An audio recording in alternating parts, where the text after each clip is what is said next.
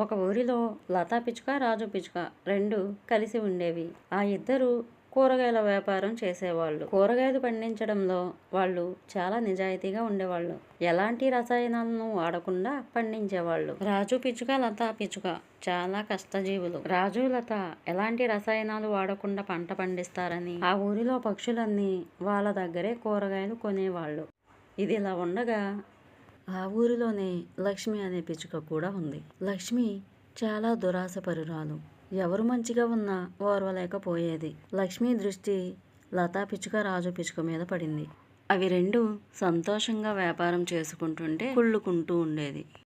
లక్ష్మి పిచ్చుక ఒక చెట్టు కొమ్మ మీద కూర్చొని లతా, రాజు పిచ్చుకలను చూస్తూ ఇలా అంటుంది.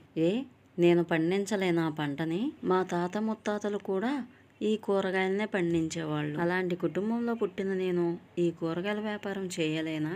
వీళ్లకంటే మంచిగా చేసి చూపిస్తాను. లక్ష్మీ పిచ్చుక పొలం దున్నించి, విత్తనాలు చల్లించి, నీళ్లు పోస్తుంది. కొన్ని రోజులకు మొక్కలు కూడా వస్తాయి. కానీ ఆ మొక్కలకు బాగా పురుగు పడుతుంది. అప్పుడు లక్ష్మీ పిచ్చుక ఇలా అనుకుంటుంది.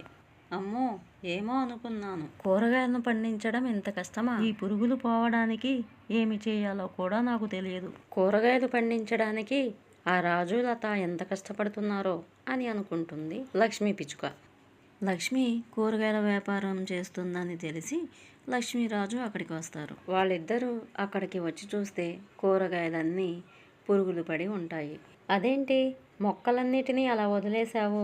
వాటికి చేయవలసినవన్నీ చేస్తే మొక్కలు చక్కగా పెరుగుతాయి. నారు పోసే దగ్గర నుంచి కాయలు కోసేంత వరకు మొత్తం వివరించి చెప్తాయి రాజు పిచ్చుక, లతా పిచ్చుక. వాళ్ళిద్దరి మంచితనాన్ని చూసిన లక్ష్మీ పిచ్చుక చాలా సిగ్గుపడుతుంది. అయ్యో, నేను వీళ్ళిద్దరిని చూసా కుళ్ళుకున్నాను అని మనసులో బాధపడుతుంది. ఈ విధంగా లక్ష్మి ఎవరి మీద కుళ్ళు పెట్టుకోకుండా మంచిగా తన వ్యాపారం తను చేసుకుంటూ ఉంటుంది.